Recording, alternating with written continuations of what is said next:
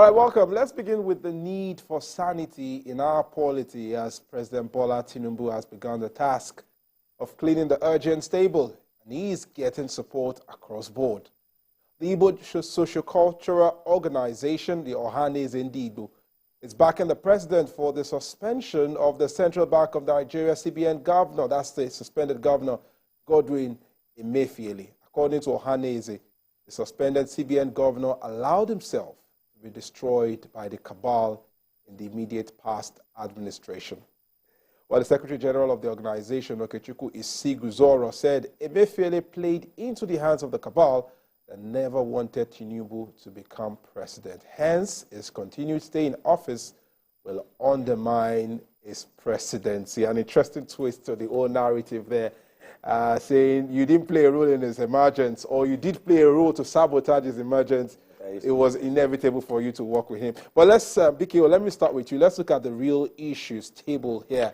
Beyond the narrative that the Ohaneze Ndigbo is bringing, the suspension of Emefiele goes beyond political scores for you. Yes, I think that generally Nigerians were happy that the CBN governor was suspended, and it will be a fantastic piece of news to many Nigerians if some months down the line we are told that he has no way back to his job. Nigerians are happy to see his back, because not only was Emefiele the worst CBN governor in Nigerian history, even when we put a journalist in that job, the journalist did much better than Emefiele. Adamuchi Roma was a journalist, and he became CBN governor. Emefiele is, to use the words that Jose Mourinho used to describe the legendary Arsene Wenger, is a specialist in failure. There is no particular idea that Emefiele brought to the table that did not fail. Look at the Anchor Borrowers program. Monumental failure.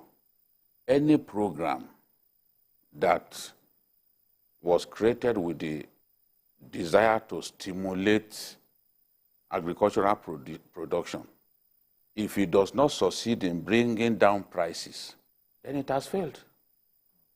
This is basic economics. I didn't study economics in school, but I want to see who will tell me that when you commit billions of naira into a program to stimulate agri production, and it does not succeed in bringing down prices, I want to see who will tell me that that program was successful. And so many of the farmers have refused to pay back. So, and then when he came up with the very extremely wicked naira repainting policy, which you call the cash swap policy, a lot of our people suffered. Some lost their businesses, some lost their lives. And even the badly printed currency that he gave to us, it did not give us enough. We were saying it at that time. Some of them, for political reasons, thought we hated this man because we wanted a particular person to win. But how come even now that the old notes are being released, how come the old notes still outnumber the new notes? Despite the fact that a lot of the old notes were mopped in, many were even shredded. But that yet, was what they didn't shred anything. They lied. When they said they burnt, I told her you're here. Don't believe those things. They didn't burn anything. If they burn those things, if they burnt them at that time, will we have them now? They used that to negotiate, because there was this conversation between the governors who went to court and the representatives of federal government led by Malami. So it was brinksmanship. that they introduced into the negotiation that, look, we can't go back. We have destroyed this thing. And those guys, led by El-Rufai, said, no, we have evidence that you did not destroy, that you have not destroyed. So they stood firm. So nothing was destroyed. They just lied to Nigerians. I'm not surprised that Ohaneze, because everybody suffered, only a few people. You are targeting politicians. But at the end of the day, the politician has the clout. The politician knows enough people in the banks to be able to access the few Naira notes available for him to buy votes. A politician told me, let me say this, let Nigerians hear. A politician told me that they bought 1 billion Naira, new Naira notes, and gave 600,000 in return. You get it? They bought the value of 1 billion Naira with 600,000 Naira. No. So 1.6 billion. They paid 1.6 billion to get 1 billion. to get 1 billion Naira notes, which they shared. Now, what according to him happened was that after they shared to the people, because there are new notes, instead of them to use the new notes, they went and kept, you know, the way we show respect. They did not circulate. So they did not circulate. He was telling me this. He said that was how much they paid. 1.6 billion to get 1 billion Naira new notes that they wanted to use on election day. Yes. Everybody was busy making business. Of course.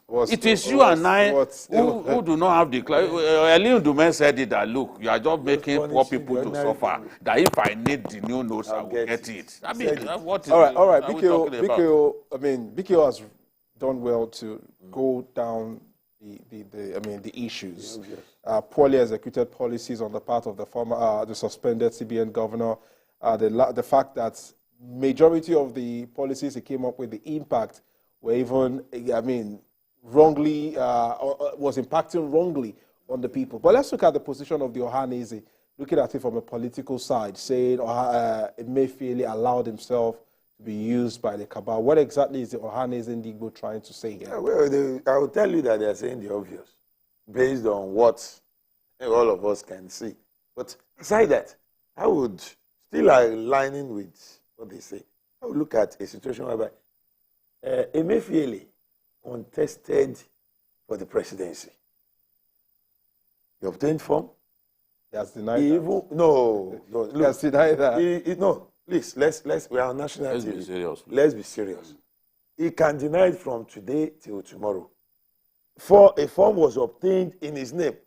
He came out to say some people obtained it for. I want to agree with him without conceding. But he went to court to prevent himself from being stopped from participating in the same election.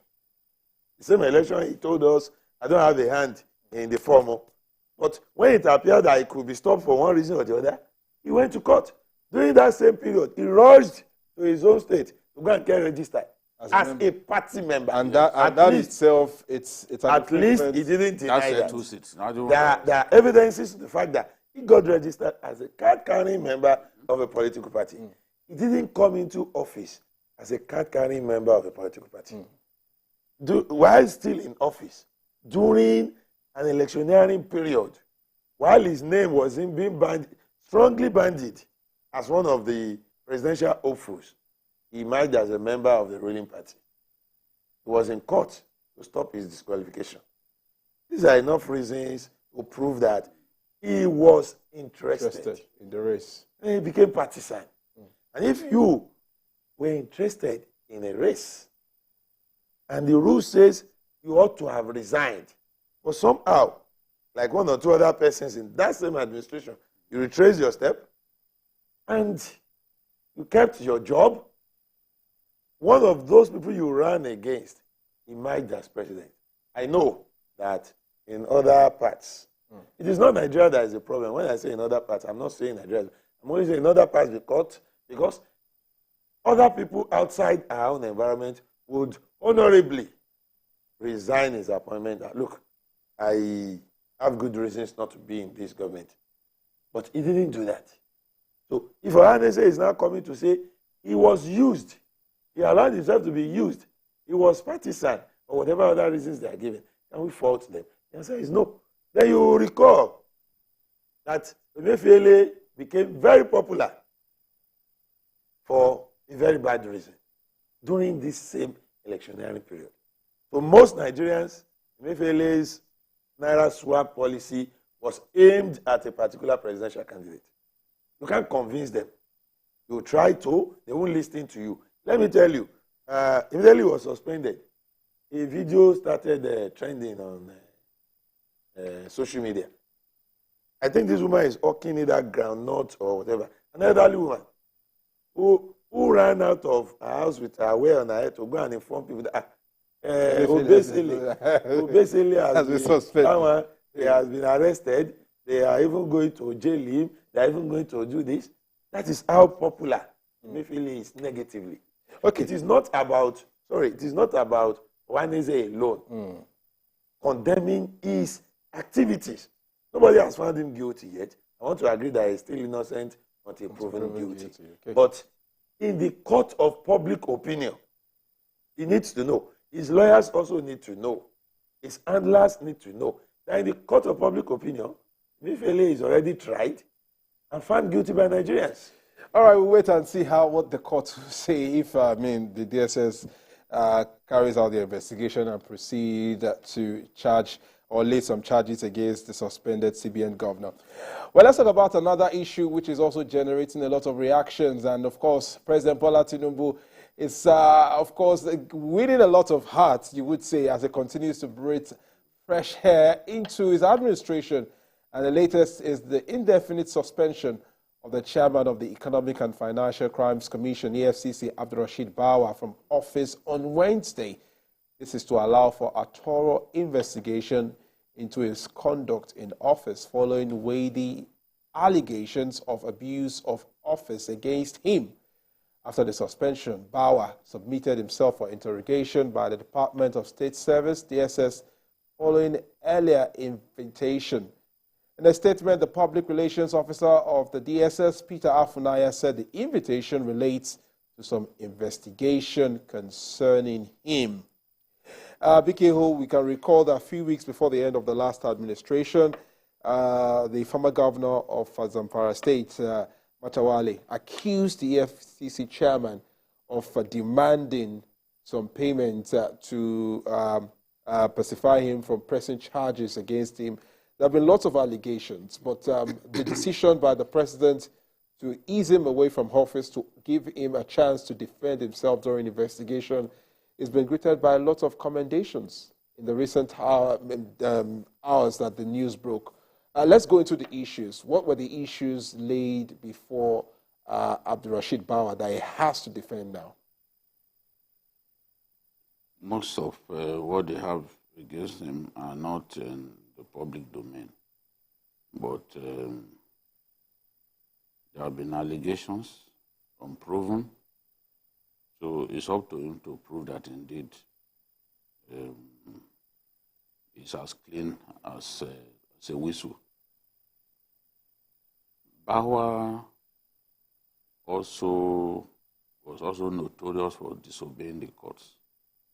Two different judges directed the Inspector General of Police to arrest him and then commit him to prison.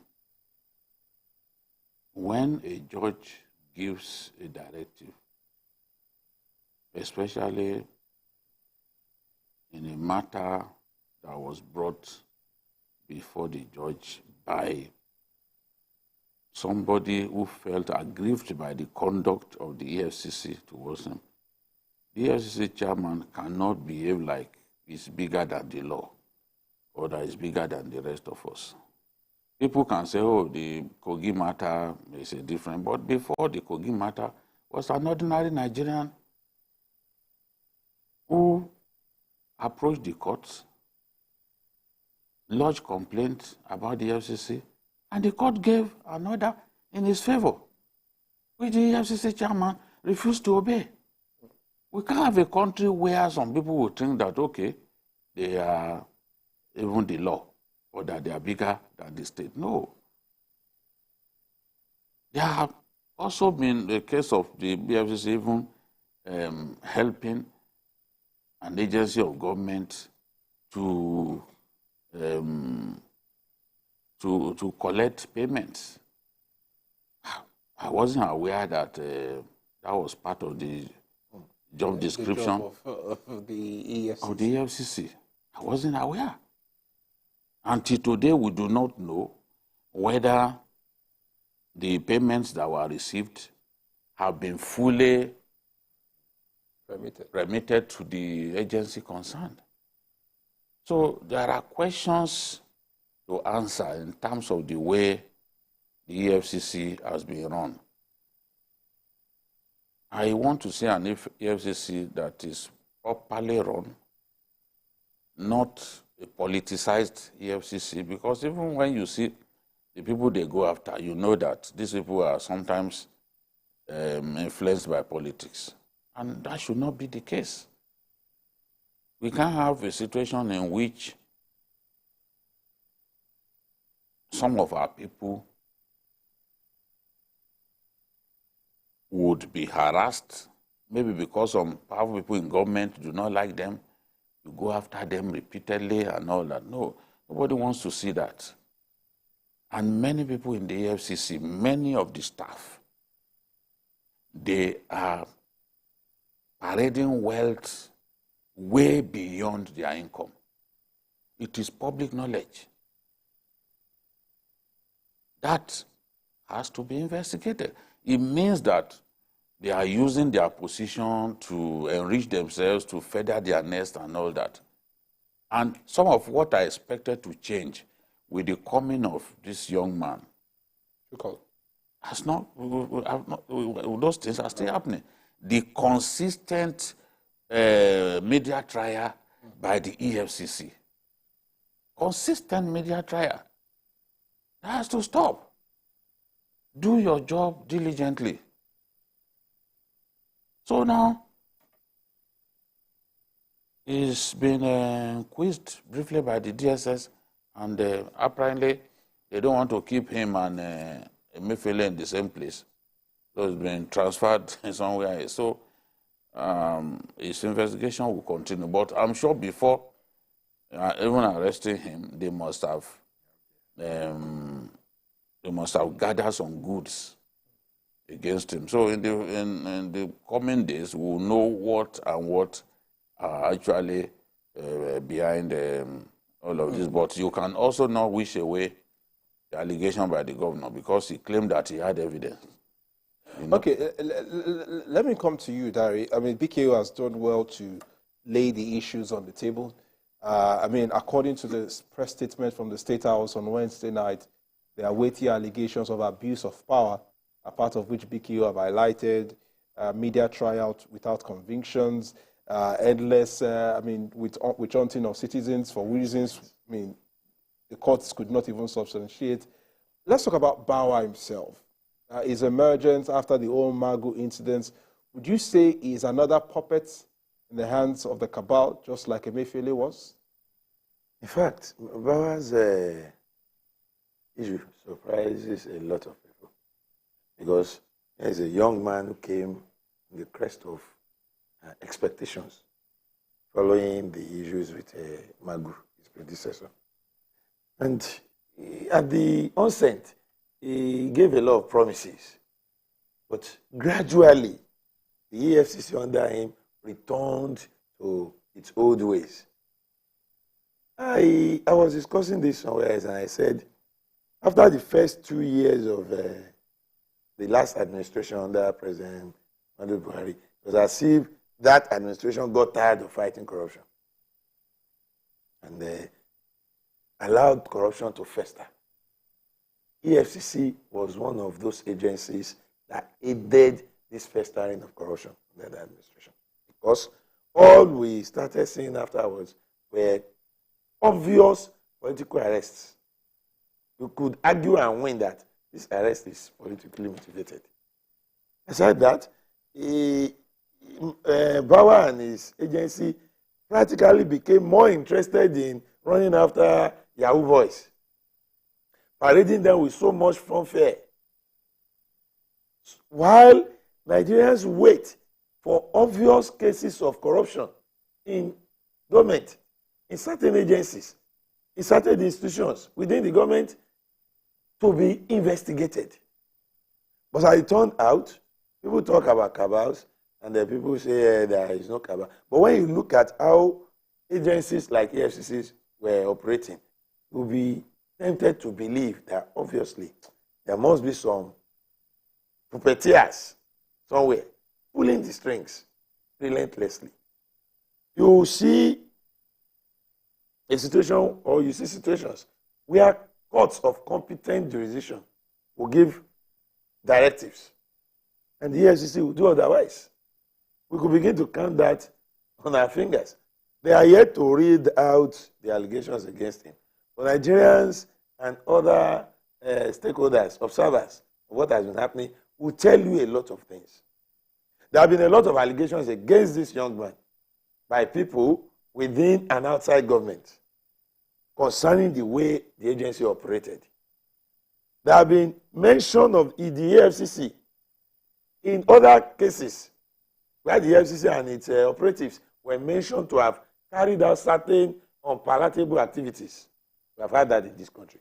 Unfortunately, he and some other operatives of the past administration carried on as if they were above the law, because you saw courts giving instructions, directives concerning them.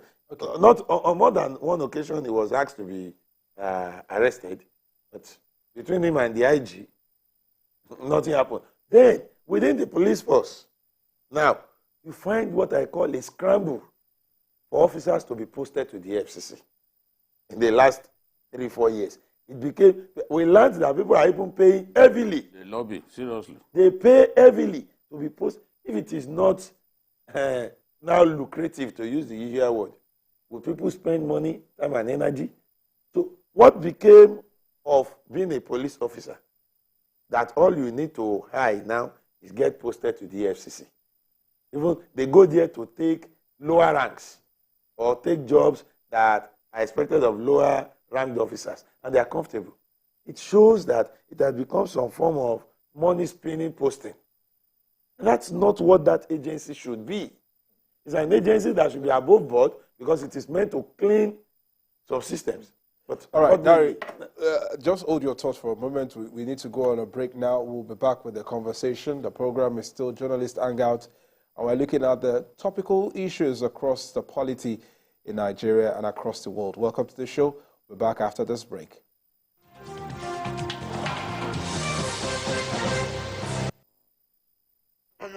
This is the University of Africa. Here, everybody has a degree of something. But the most important qualification is imagination. Her reason to imagine is slay. His reason is to be the GOAT. Theirs is to take the beat and make it lit. They want to test edgy till it is fire. Their reason for imagination is to add riz in style. And their reason for imagination is just stunt. So no matter what your situation, just use your imagination.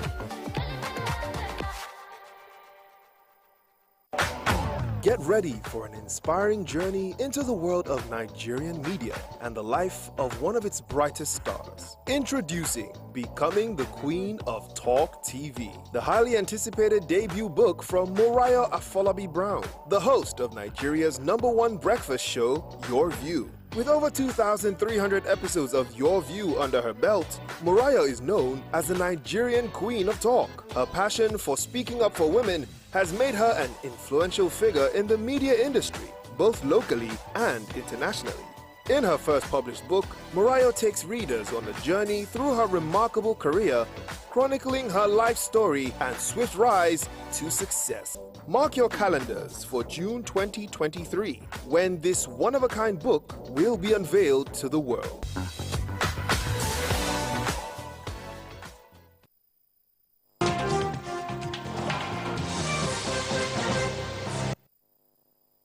Welcome back to the program. It's still Journalist Hangout on TVC News. And of course, we're looking at all the topical issues Nigeria and across the world. Well, the issue we're tracking at this time is the suspension of the EFCC chairman, Abdulrasheed Bawa, following a directive by the President, Bola Ahmed Tinubu, on weighty allegations against the EFCC chairman, which needs to be properly investigated. Our panelist here is Babajide Kolade Otitoju as well as Dare Odufowoko. Gentlemen, let's sum up our thoughts on this suspension of the EFCC chairman. Looking at the EFCC as an agency, would you say it's an agency set up to see if you would either fail or you will succeed? Looking at the antecedent of the chairman, would you say perhaps anyone who steps into that shoe is bound to at some point be caught up in the web? There is no doubt that there is a lot of political interference, except we just want to deceive ourselves. Obasanjo used the EFCC to harass his political opponents, no doubt about it. He set up the EFCC, but we saw the EFCC continually going after political opponents. In some cases, politicians from the ruling party, once they have they're on good terms with the president, the EFCC will not bring them to trial. But there are other instances when politicians from the ruling party were put on trial and even jailed. Under Buhari, it is believed that some politicians were jailed under Buhari. So people like Jolly Nyame, the former governor of Plateau State, were jailed. But most of the time, it is the Yahoo boys that they secure conviction against. Two reasons are responsible for this. It is not easy to secure conviction against the politically exposed persons because they have the funds to hire the best lawyers and all that. So the best sons, most of the time, those sons always do the job of securing their release, and they get away. But the Yahoo boys, the conviction rate, talking about the Yahoo boys, is extremely high. So you want to give kudos to the FCC for that. But when it comes to the politically exposed persons, most of the time they fail. And the FCC, in terms of conducting due diligence before even putting people on trial, they don't do it enough. They don't do it enough. It's not enough to simply get hold of a petition written by maybe some misguided people somewhere and then file an action against the politician on the basis of that. I've seen a judge dress down the EFCC lawyer and say, look, you didn't do any serious work here. What needs to be done has to be done. If you must secure conviction, you must do due diligence. You must do thorough investigation and come up with facts and evidence that will ensure that that person cannot get away. But most of the time, it's not done. Or sometimes they will make some mistakes that are injurious to the case that they are prosecuting. So the quality of prosecution is usually not sufficient to secure the conviction of those big politicians. But would you say usually fail. Would you say the EFCC chairmanship seat is, based on this narrative, it's a hot seat. Is it a hot seat that you are bound to fail, or you could actually stand above? I will not say you are bound to fail. Okay. I will not say that you are bound to fail. I will not agree, for example, that Magu failed. I will never agree with anyone who stands before me to say Magu failed. And I will never agree that Magu was corrupt until you give me the proof of his corruption. It's not enough because you can see that someone is close to Magu, money gets funneled by error into that person's account, you then want to hold Magu responsible. That's not That's not facing reality. It means that you are just a rumor monger. You are acting on rumors. And that's what happened with the Prophet O'Malley, that one of the banks, they had computer glitch and money was sent into his church account. And within a short time, they withdrew the money. But the time was long enough for an alert to be triggered. And it was one of the reasons for which they put Magu on trial. You can imagine. Now, that same matter, the Prophet secured judgment against the bank. The bank must pay him billions now.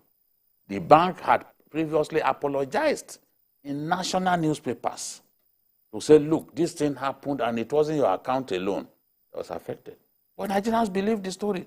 Magu is a thief. They searched his house. They found this, they found that. The man has only one house, and the house is in Karu. If you were a billionaire, you won't go and be living in Karu. And they didn't find, thank God for the kind of wife that he had.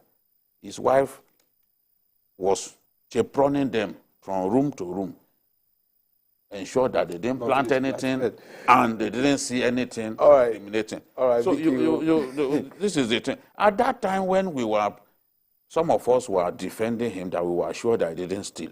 Nigerians thought we were fools. Some say, Jide, you are all the reputation that you built in your life, you are putting it on one individual. I know Nigerian can be trusted. That is the worst piece of rubbish that I've had in my life, that no Nigerian can be trusted, that no Nigerian, now it's not everybody that is corrupt. Some people would rather tell God to take their lives than steal, than take bribe. In this same country, even in the police, as we abuse the police the way we like, there are still people in the police that you can never bribe them. There are. Some of them, we've talked about them here, because they are not ghosts. So, I still believe that, look, we've had decent EFCC chairmen.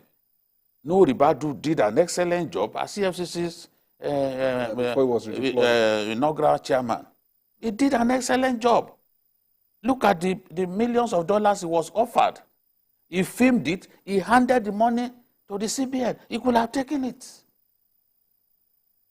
So we can't be talking about EFCC chairman now and say no, Ribadu failed. I won't agree. But I know that the political influence is tremendous. But some of them too, because they want to please politicians, they step beyond the line. I think it is possible, and EFCC and ICPC, the job that they do is similar. But the ICPC hardly gets the kind of attention that the EFCC gets. If you ask people now, what's the name of the ICPC chairman? Many people don't know. The man is there silently doing his work. They don't get that attention that the EFCC gets. All right, Vicky, let me allow you just driving that point and bring in Dari before we go to the next issue. What's your charge for the acting chairman now, who is the former director of operations, who is stepping into that role now, is enjoying the trust of the president to clean up the system and ensure that the EFCC gets back on track in fighting economic and financial crimes in our country? Yeah, well, he has his job cut out for him. Then we must quickly say this, that he's stepping into that position because he's the next man in rank. It's not as if he's a special nominee of the president. It is just an automatic thing. So it's in acting capacity. He now has an opportunity to prove what he can do. Probably it will get confirmed. Maybe someone else will have to take the job from him. But that depends on Mr. President. But for now, Yuko has his job cut out for him. The first thing I would want him to watch out for is that he should be cautious enough not to fall into the web you spoke about, because it is there. The major problem with most persons who come to that city is the desire to please politicians. It is their greatest undoing. And it happens almost every time. Almost every time.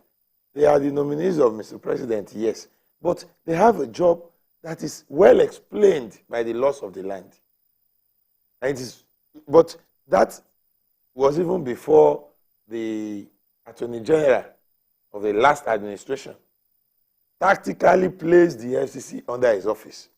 That is something I've been speaking about, that people, we should watch out for that and cry out about it now.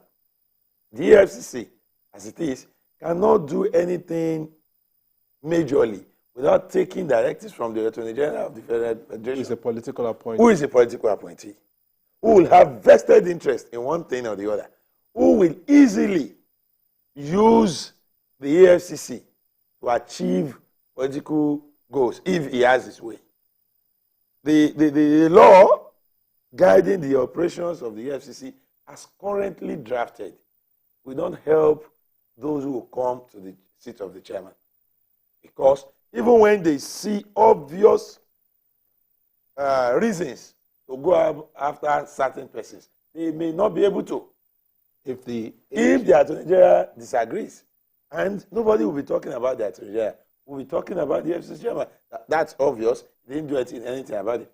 And when he goes after those that are approved for him, we will accuse him of being selective. So these are challenges that the acting chairman of the agency will face. And if we don't understand why it is so now, we may not understand why they will be doing certain things. Well, I think that's another challenge that the 10th Assembly would also have to review. I mean, it's one of the things that would help the system on the long run. Well, let's look into another issue that is quite generating a lot of interest and has huge economic implication for the country. Well, the presidency of President Bola Ahmed Tinubu is just a few days into the mandate Nigeria gave him. It should be less than 3 weeks now, just less than 20 days, and the president is already walking the talk regarding his promised reforms. The Central Bank of Nigeria, CBN, has abolished segmentation in the foreign exchange market and collapsed all rates into the investors and exporters I&E window. In a statement, Director of Financial Markets at the CBN, Angela Serejembi, confirmed the changes. She said all transactions will now be done through the investors and exporters window, where the exchange rates will be determined by market forces. Serejembi added that applications for medicals, school fees, BTA, PTA, and SMEs will continue to be processed through deposit money banks. BKO breathed a lot of smile, and we saw the reaction in the capital markets just moments after that release was made. A lot of funds were put into the system to giving the investors some confidence. But let's break this down for our viewers who are watching and wants to understand what will be the immediate and long-term implication of this. What is the president trying to achieve? There's a lot that we can achieve through this. First and foremost, foreign exchange dollars should naturally be available for those who need them for legitimate business. Importers, students who want to pay school fees, people who have health challenges, are going abroad, not traders, not people who simply want to trade in the foreign exchange, in the dollar. What we've had over the years is a situation in which the value, the exchange rate, the official exchange rate, is not the true reflection of the value of our currency. So what we had been doing amounted to subsidy in another guise. In the official market, the dollar naira rate was 460 to the dollar, 460 naira to the dollar. Of course, that is an unbelievable exchange rate, because when you go to the black market, which is the closest to reality, it's about 760, 755. Now, that gap between the official and unofficial markets ensures that people can do a lot of round tripping, people can hoard the dollar and then sell. When they hoard the dollar, the people need the dollar to bring in raw materials and all those things that can help them make money and even stimulate the economy in the final analysis. They will not have access to it. They are forced to go to the black market. So, and that has created illiquidity. The real problem that we have is illiquidity, meaning that the dollar is not sufficient to go around people who need the dollar. So it's creating a lot of pressure. So much pressure as a result of illiquidity. Companies can't plan, airlines can't plan. The other day, Nigerian politicians were fighting British Airways because British Airways, their London Accra rate is lower than what they take from us in Nigeria. And the reason they give is the volatility of your foreign exchange market. Today, you can exchange the naira. This morning, you can exchange the naira for 766. A few hours later, it could go to 780. That's not what investors want to see. And for so long, people had been asking for a convergence of these windows, these exchange windows. Government was not prepared to do it because of the pain that it will inflict in the beginning. So President Tinubu has shown courage, just in the same way that he triggered the post-subsidy regime. Because of the pain, this was suggested, we never thought about doing it. What we fail to realize is that once we've done this convergence, foreign direct investment will come in. The foreign direct investment coming in will give us much more dollars than we used to have, which will ease the pressure on people who badly need this thing. This is not how what people are thinking. At the end of the day, this thing could stabilize around 650 to 660 if it is well implemented. And then after that, you have an era of stability. I can tell you, in South Africa, the exchange rate has been consistent for years. I'm telling you, years, not days. In our country, the exchange rate has not been consistent even for months. And all of the measures that Mefele took made things worse. He said, no, I will not sell to broad exchange operators anymore. Immediately, he said he will be selling direct to the banks. It went up. So we are not, now the president has said that we are only, remember what Sanusi Lamido said, that some people will cross their legs in their gardens, they will give them supply of dollars, they will go and sell in the black market, and they become billionaires. You can actually, within 1 hour, somebody can turn you to a billionaire. They'll just give you dollars at the official rate, you take it to the black market. You are not a fool now. Exchange when you can see that gap. Exchange it for the subsidies that comes with it. When you can see that gap. See, if we had, it is not totally bad to have the dual exchange window, but you must narrow the gap. When you narrow the gap, maybe the gap is like 4 naira, 3 naira, is a disincentive for people to do round trip. But where we have a situation, look at the gap, 460 to 760, or even 768. Because I know that somebody in my office bought it, 768. So why won't people not hold the naira, hold the dollar, and just simply trade with it? That is what the president wants to stop. I'm telling you, by the time, because what foreign investors want is stability. They don't want a situation that they can't predict. By the time we begin to see the benefits of this naira floating, and the currency is stable. The way it's done in other places and is stable, and the rate is determined by market forces. More of this thing will come in. We'll have stability, we'll have predictability, and we'll be fine. In fact, it will push us to an era of prosperity. It's just that, look, it will be difficult in the beginning. The volatility will be there, I have to admit. But this is one of the best decisions that this president has taken. Look at even this, the suspension of the CBN governor. Look at what it triggered. The market. Yes. The height that we last reached in 2008. When the market capitalization, the market capitalization reached for the roof. Even this one, even the moment the CBN announced that the Naira was going to be floated, the stock market responded positively. All right. I mean, lots of cheerful insight there from BKO. But, Dari, let me take your thoughts on this one.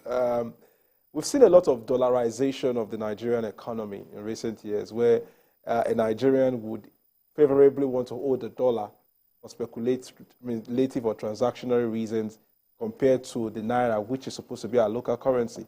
We've even seen some service providers charge in dollars, in contrary to the Naira, which our economy is based on. What are the implications you think this policy would also do in curtailing such, so that the demand for the Naira, for the foreign currency, the dollar or the euro or the pounds, will only be for investment or business reasons and not for transactional reasons like we see now? Yeah, we even see people at weddings. Yeah, we want to spray weddings, they spray dollars, putting a lot of pressure on the economy. What we lacked all along was that will, our leaders, to do that which is obviously the way out of our problems. And for a man who campaigned with these things, that if I get elected, check Ashwaji Tinubu's manifesto, all these things are there. These are things he said. He was not scared that Nigerians may refuse to vote for him. He took his time to convince Nigeria, even before becoming president, that these are the ways out of our problem. Mark it, if I get elected, these are policies I will carry out. These are reforms I will do. So he prepared the minds of Nigerians. Nigeria had the opportunity to decide, should we vote for a man who will do this or not? Then he got elected. So that he is doing this thing is not rocket science. He spent years looking for solutions to the problems being faced by the Nigerian economy. He found these solutions. He came to the table with it. He campaigned with this, and he won an election. So he is bound by his own words to carry out this thing. That is one. Secondly, what are the implications? The implications are what we are already saying. The moment you make keeping foreign exchange, be it dollar or pounds or anything, you make it no longer lucrative for you to keep it in expectation that it will go up. Then you are already making those foreign monies available for those who need them to use. Because what people do is they hoard it. It's just as if they are dealing in stock exchange. They keep it, waiting for, because this is Nigeria, they know it can only keep going up. It won't come down. So the moment we make people realize that, look, don't waste your time keeping this thing. We have a flat rate. It is not going to change. And people will wait 3 months, 4 months, at most 6. And if it is stable, then it becomes an issue of the past. Nobody will find it lucrative keeping it. That is one. 2, for those who run trip Forex, it's also become quite unattractive. What do we mean by this? You go to... Profit margin has been reduced. Drastically reduced. The cost of doing that business... In terms of where you will sell it. I mean, even the cost, there are still some costs you incur while trying to sell it. So when you realize that adding those costs to what the profit will be, you'll be running at a loss or at no profit, you will be convinced to, only go for dollars or any other foreign currency when you have legitimate need for it. Yes. And not because you want to sell. Buying and selling of Forex is discouraged by this policy. And the implication of that is that everybody who needs it legitimately can now access it because it will be there waiting for you to So come the for it. Because demand will segmentation, come down. The Demand will come down. demand is artificial because people merely want to trade. Yes. So the demand will come down. Drastically. But those who need it, for those legitimate, Will get it. they will have access to it. all right, of course, we're looking at all the talking points, and that's what we do here on Journalist Hangout, where we break down the issues, giving you an opportunity to have your own perspective and insight into what matters. But that's it on Journalist Hangout today. Join us tomorrow for another episode of the program. You can watch a repeat broadcast of this episode tonight at 11 p.m. Join us on Sunday from 1:30 to 3:30 p.m. for the extended version. That's Journalist Hangout on Sunday. That promises to be equally very engaging. We're on YouTube at youtube.com/TVC News Nigeria. A big thank you to our panelists, Babajide Kolade Titoju. Good to have you back. As well as Dari Odufowokan, who is also here with us on the show. I am Emmanuel Akindobua. Thank you for joining us. Bye for now, and God bless Nigeria.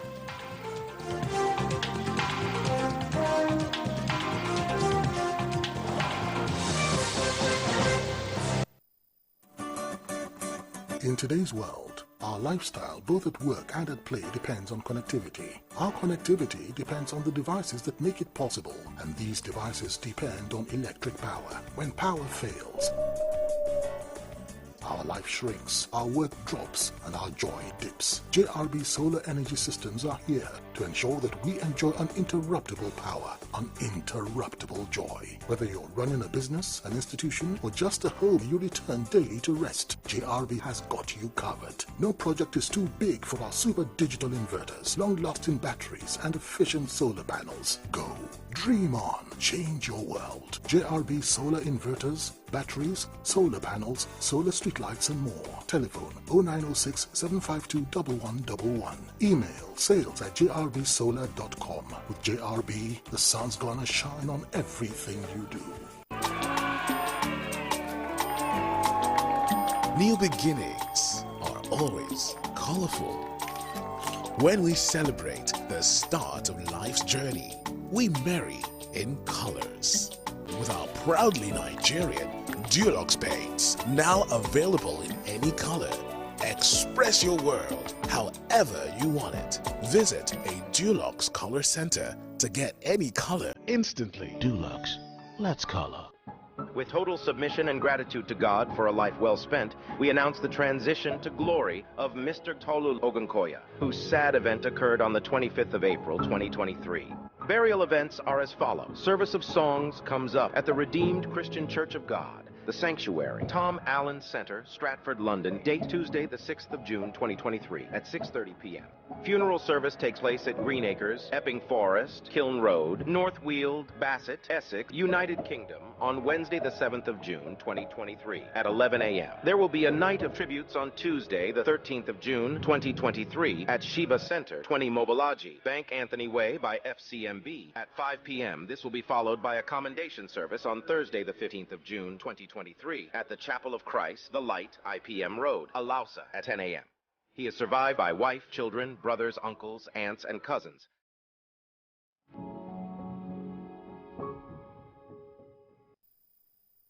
The following is a paid presentation by ShopX TV. Are you worried about the safety and security of your home at night? Do you wish to know when intruders come close to your home? Or do you want to protect what matters to your family from anywhere at any time? What if there was a convenient, affordable way to keep surveillance on your home without having to worry about wires, installations, or heavy light bills? Introducing the incredible Sidebulb HD Cam, the robotic 360-degree two-way torque camera with action tracking technology. Sidebulb is the ultimate solution for discreet and powerful surveillance. It's so easy to install, and the app lets you rotate and view the video from your Sidebulb in real time from any smartphone. You can drop in from anywhere and check in with our two-way talk technology. Talk and listen at the same time. Hello, Mommy. Hey, sweetie. I'll be home soon, okay? Sidebulb's advanced tracking technology locks onto motion and tracks in real time. Set the siren alarm to go off when motion is detected and keep intruders away. Check in on your home while you're away. Make sure the kids got home safely. Interact with visitors at your doorway or surprise a trespasser. Surveillance in a light bulb. I was amazed at the 360-degree rotation. It gives me a full view of my house and I can check in on my kids. The footage is clear and the night vision is so impressive. The best part, I can add multiple side bulbs for a complete home surveillance. I really like my sideboard. It's so easy to use.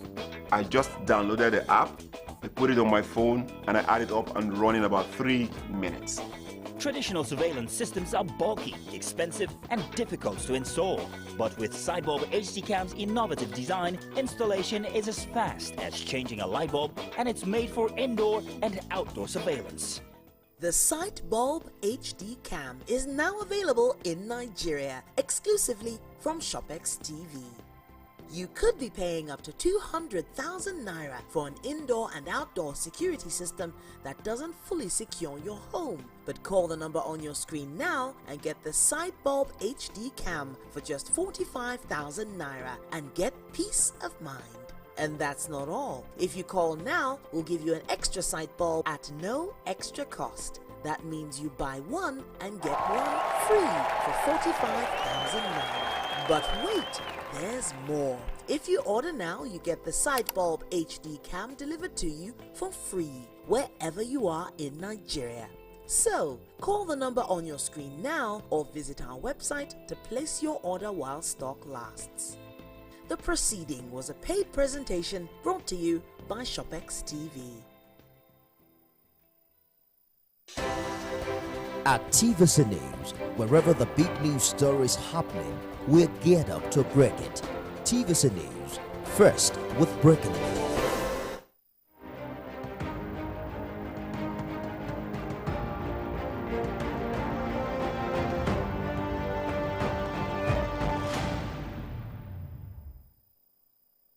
It's day 17 of President Bola Tinubu's presidency, and in 2 weeks, this administration has taken some bold steps, including effecting the removal of fuel subsidy, unifying foreign exchange, suspending both the CBN governor as well as the EFCC chairman, signing the students' loan bill, the electricity bill, and data protection bill into law. He's also appointed the chief of staff, 8 special advisors, and inaugurating the National Executive Council.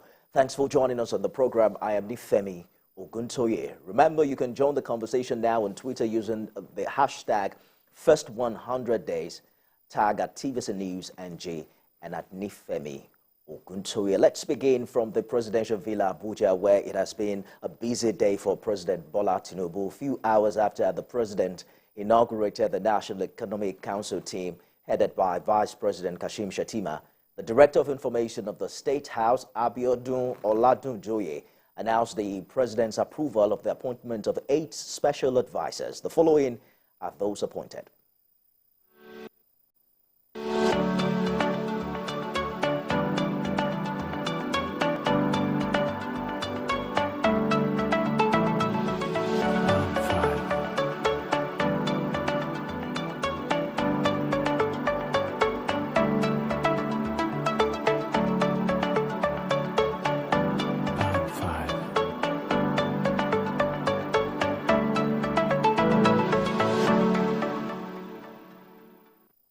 Well, the president also received the former military head of state, retired General Abdulsalami Abubakar, at the presidential villa Abuja. After a closed-door meeting, the former head of state told State House correspondents that there can only be development when the country is at peace. He also reacted to the federal government's removal of fuel subsidy.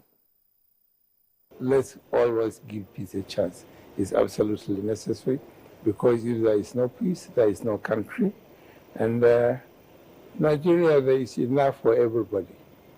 So let us try to be each other's keeper and also put our own hands on deck to move the country forward. This subsidy issue has been on and off and so on.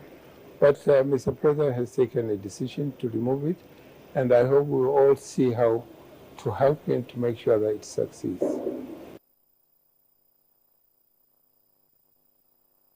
And earlier, the president inaugurated the National Economic Council headed by the Vice President Kashim Shettima. This team will help to implement and advise on the blueprint of the present administration on economic matters. We must harness the growth potential of Nigeria and bring about serious development to bring us from a potential issue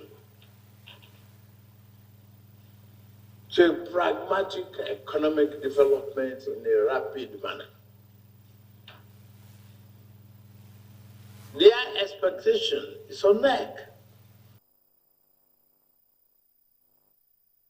State House correspondent Femi Akonde joins me live on the first 100-day show, live from the presidential villa. Femi, let's begin with the appointment of 8 essays with probably 12 more to go. Let's talk about their role, which is to assist the president in the performance of his function. But talk to us about how much influence these essays have when it comes to decision-making.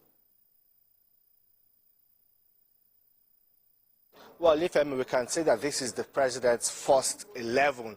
We know that there are 8 essays appointed now. But, you know, these positions or these appointments given are critical in helping the president run his administration. We saw that we have seen that of Mr. Dele Alake as strategy, communications and special duties. We also saw the president appoint somebody in charge of energy. That sector is also very critical. A special advisor on security. That is one of the president's priority areas. He appointed a special advisor on monetary policies. That is Mr. Wale Edu. We saw the president's inaugural speech. You will know that the president has been really concerned about unifying the exchange, having a uniform exchange rate in the country. And we know that that directive has been given to the central bank and it is already being implemented. We've also seen a special advisor on trade and investment. These, you know, all of these first appointments, they are an indication of how President Bola Tinubu's administration intends to drive the vehicle of the country, the direction they will take. The economy is also very much represented. Most of those who have been appointed will play a key role in revamping the economy and putting it on the track of national growth and development. Well, a lot of these appointments were highly anticipated. People were left guessing who will get what and when. But now we have seen the first 8. Remember, the National Assembly approved 20 special advisors for President Bola Tinubu. 12 more to go. We have seen the first 8. Who will make the remaining list of 12? Well, we do not know. Only the president has that up his sleeves. Nifemi. Those who will make the coming list, we find out that a couple of them are quite young, under the age of 50. For instance, the advisor for energy, she has nearly 20 years experience in the gas and renewable sectors, but she actually looks very young. You look at Zacchaeus Adedeji, who is 45 years. There is John Uwanju Mogul, who is 46, and Olu Vengen, who is 46. Is that an expectation of what to come as regards engaging younger people in the business of governance, Femi?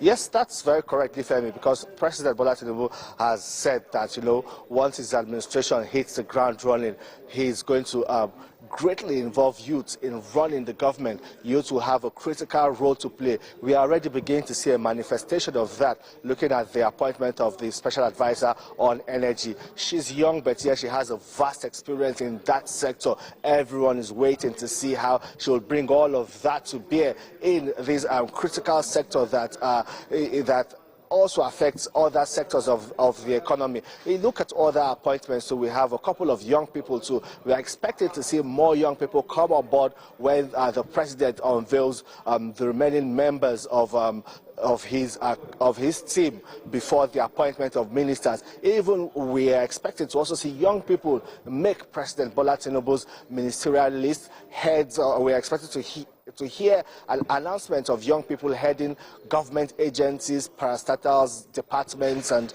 all of that. So for the youths, beginning to seem as if they are going to have a huge role to play in President Bola Tinubu's administration. Nifemi. Hopefully that appeals to the younger population of Nigerians who did not support the emergence of Bola Tinubu as president. Indeed. And we're also looking forward to how much energy this youthful inclusion will bring to governance. But the president yet again today highlighted the need for collaboration and for governors not to give excuses while he inaugurated the National Economic Council. What were the takeaways for you, particularly the president's address? Well, the president told the state governors that failure is not acceptable. He will not accept complaints, that they should all get to work. They should strengthen collaboration. They should ensure that the dividends of democracy, the impact of governance is felt by people at the grassroots. By that, he's saying that the state governors, the subnationals, should work closely with the people at the local government, because he believes that this would also help foster economic growth and development and ensure that it trickles down to the people at the grassroots, the poorest of the poor, because the local government as the third tier of government is the closest to the people. He said his administration will be strong on security, creating jobs, infrastructure, agriculture. He said this in his inaugural speech, and he's glad that now that the National Economic Council has been inaugurated, it will be used as that vehicle towards achieving this economic agenda of his administration. The meeting of the National Economic Council, chaired by Vice President Kashim Shettima, just ended about 50 minutes ago. They are also currently briefing State House correspondents on the decisions and resolutions reached. What we are hearing is that they are beginning to work out ways on how palliative measures will be rolled out to help cushion the effect of the removal of petrol subsidy in the country. Also, a committee was set up to look at the impact of flooding in the country. You recall 2 years ago there was this massive flooding that swept across several states in the country that led to the destruction of property and even the loss of lives. A committee was set up to put together how much, to give an assessment of how much was lost. So the federal government now is beginning to work out ways of ensuring that those who lost property, businesses and all of that are compensated, and also mitigate the impact of that flooding. And they are again saying that there's still a warning that Nigeria, some parts in Nigeria, flood-prone areas in Nigeria, will again see floodings this year. So the federal government is already working on that to ensure that, the impact is reduced to the barest minimum, to ensure that this time the losses that may be incurred as a result of the floods are drastically reduced. All of these meetings, all of these resolutions from the National Economic Council, we expect to see the plans being rolled out in the coming days as the National Economic Council sets to work to ensure that the promises of President Bola Tinubu's administration are being fulfilled to Nigerians. Nifemi. Femi Akode live for us at the Presidential Villa. We'll be back with you when you have more updates for us, Femi. We'll take a break now and return with more. Don't go away. Bola Ahmed Tinubu, do solemnly swear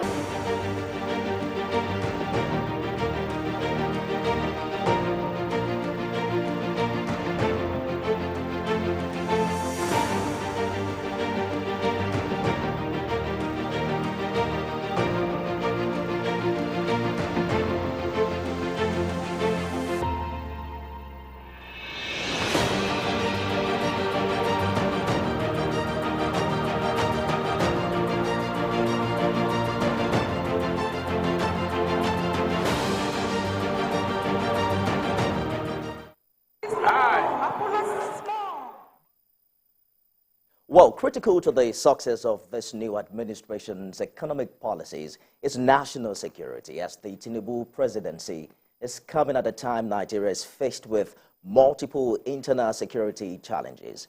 There's banditry in the northwest, pockets of insurgency in the northeast, herders-farmers crisis in north central, and gang and cult violence in southwest part of Nigeria. Talk about militancy, piracy, and oil theft in the south-south, and separatist violence in the southeast region. Add to all of that, widespread kidnapping for ransom across the country. In his renewed hope manifesto, President Tinubu did promise to redefine the military doctrine and practice, as well as mobilize the totality of our national security, military and law enforcement assets to protect all Nigerians from danger and from the fear of danger. Let's talk about national security under the Tinubu administration and what is expected in his first 100 days in office. Joining me live from our Abuja studio is the former spokesperson of the Nigerian Army with more than 3 decades of service in the military, former Director, Army Public Relations, Brigadier General Sani Usman. Thank you for joining us on the program. Good evening, and thank you for having me on your program. All right, let's begin with some of the challenges right now and how the new administration should begin to deal with them. We're looking at 650 million naira reportedly paid for ransom between 2021 and 2022. At least 500 people were kidnapped within that period. No fewer than 3,400 people abducted across the country. What would you say has made this particular challenge endemic?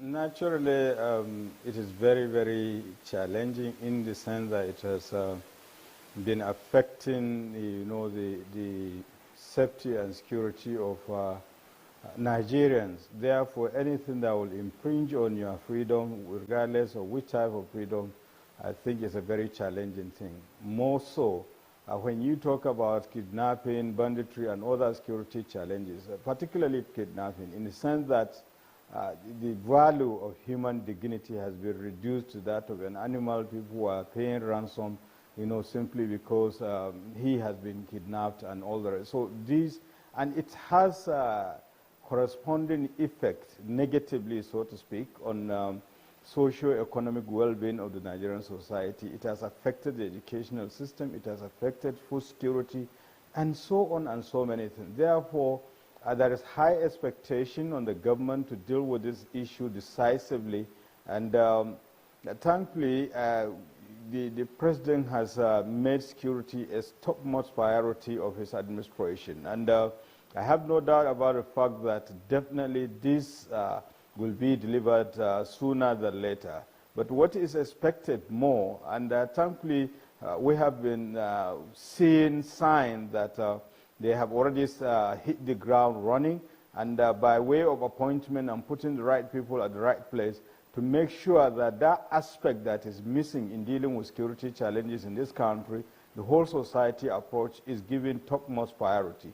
But above that also, we have to consolidate on some of the gains made so far. Take, for instance, the security forces are doing all they could to, targeting, these criminal elements. And we have to continue in that regard and then think out of the box, not necessarily in that way, but, thinking of how do we improve in in dealing with security challenges, using the whole society approach, and, involving other components of Nigerian society that were not involved in dealing with the security challenges. Take, for instance, most of the issues were kinetic, and we should imbibe the spirit of, non-kinetic approach to see. Because right now, most of these bandits, from information available, they are even tired. They want to drop their, weapons. And, so to what extent are we taking advantage of that? Just like what happened in the Northeast, where the Boko Haram terrorists were dropping their weapons voluntarily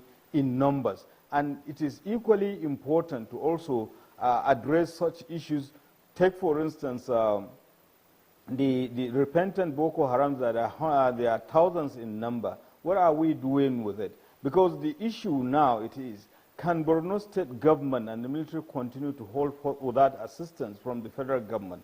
So unless we look at that and so many other issues, we will still have a long way to go. But I'm so optimistic that these security challenges, by involving every component of Nigerian society, particularly the youth groups, the traditional institutions, and other professional groups, in the security, solution, in this country, I think we will definitely get there. But I think the most important thing is putting the right people at the right place and let them be proactive, you let them be consulting and involving other components of the Nigerian society, just like the national security strategy has made. And most importantly, also follow up, monitoring, evaluation, feedback, and being open to the people so that they can report. And most importantly, again, the security forces should be, just like the doctrine will be revisited to see to what extent are they well-trained and well-equipped,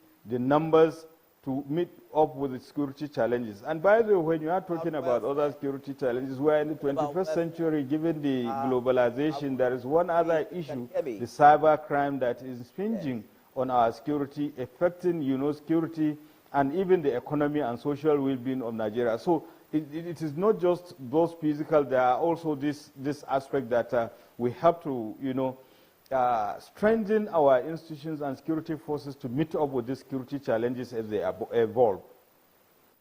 About welfare, the issue of salaries and welfare concerns of frontline military and security personnel, which of course is what the new administration has promised to address in its campaign manifesto. I remember interviewing you 2 years ago on the Armed Forces Remembrance Day, and you specifically talked about the fact that service personnel at that time earned about 1,500 naira daily fighting terrorists. What's the situation now? How well is their welfare funded, and what must be done differently under this new administration? Yeah, exactly. Welfare is very important. You are quite right about the operational allowances, particularly for the military personnel, right from the topmost general down to the last private soldier, as it is.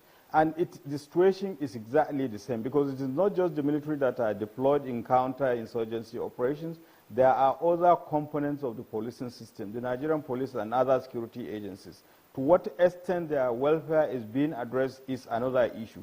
So it is not just enough to have the equipment, but you have to take care of the person behind the machine. And that is why the welfare of the security forces is equally important. And it is not even enough just serving, but what is the take-home package in case of, people have, paid the supreme price? How do you take care of the family they left behind? And for those who are wounded in action, what are those, medical remedies available to them, and so on and so on. So these are the issues. So beyond the equipment, the welfare also needs to be enhanced. But it cannot be enhanced unless if we look at the issue of dealing with training, equipping, and because if the security personnel are well trained, are well equipped, the issue of security, and in any case, the training as it is also part of the welfare of security forces. So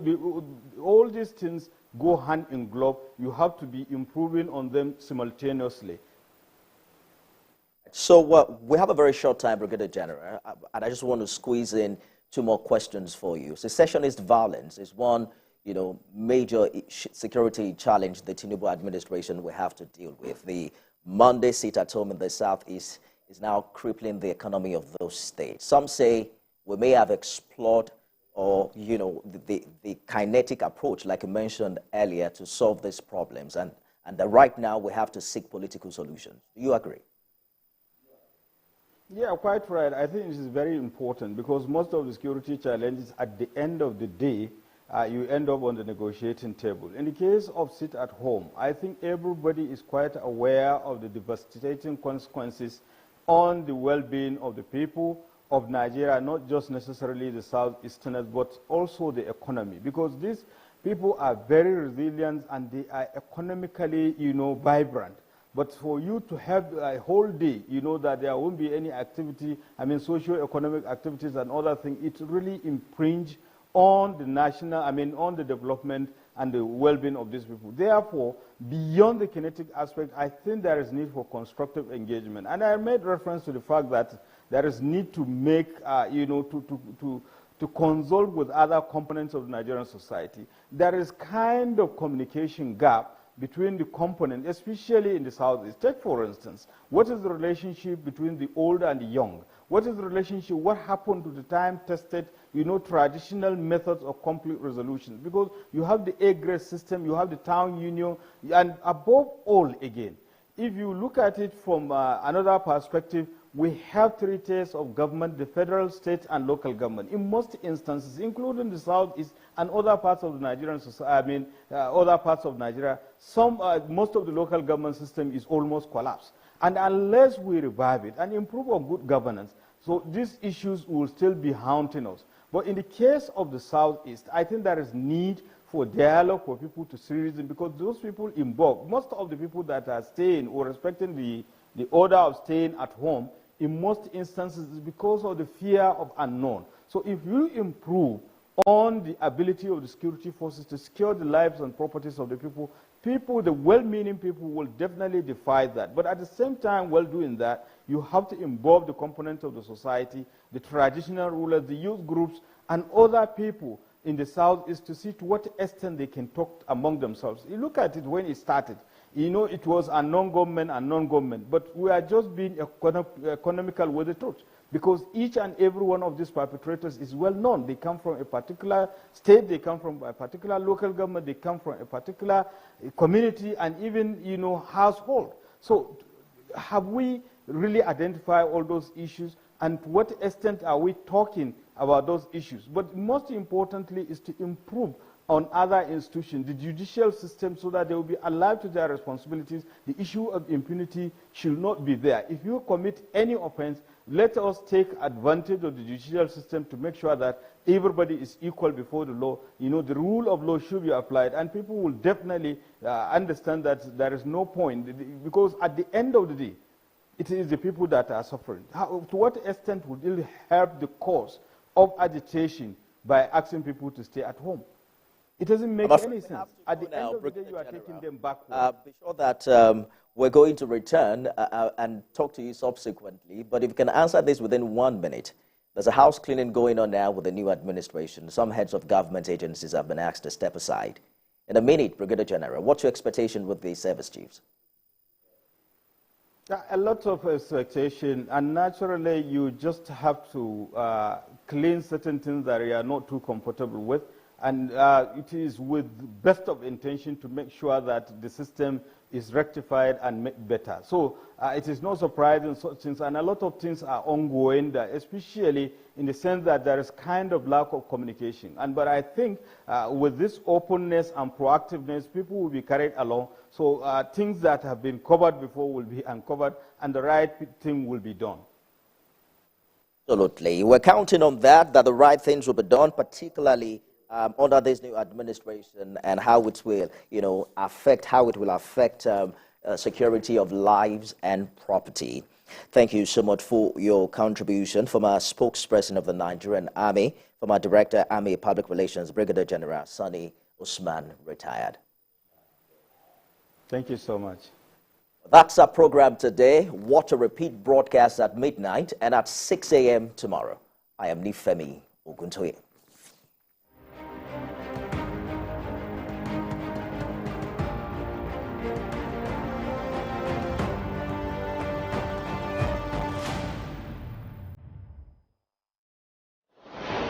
It's not your regular show. It's an online interactive session where we share my views on the everyday issues that cut across politics, security, health, current affairs, governance, and so much more. I am passionate about our country. I choose to support any conversation geared towards building a better Nigeria. Babajide Kolaji Otitoju. Join me every Saturday on TVC News YouTube channel as I discuss Nigeria and the world at large on the show Issues with Jide. Every major news story is with many perspectives and layered with different levels of impact. Hello. What time did this happen? We will be right there.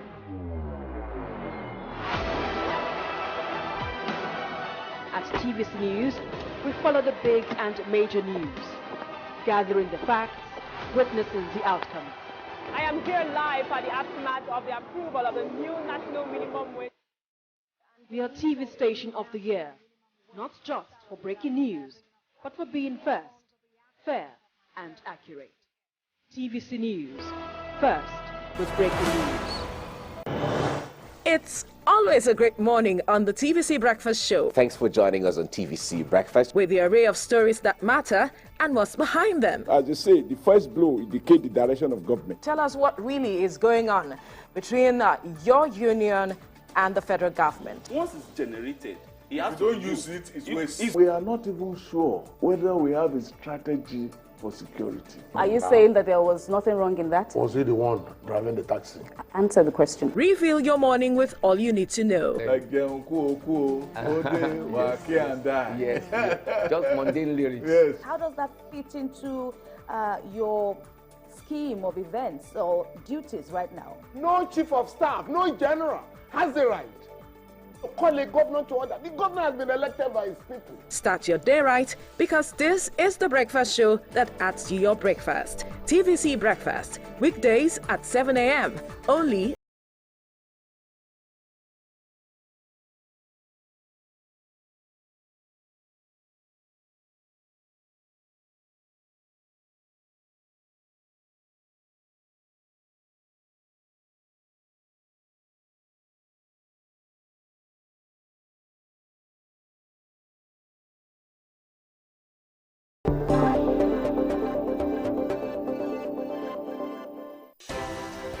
At TVC News, wherever the big news story is happening, we're geared up to break it.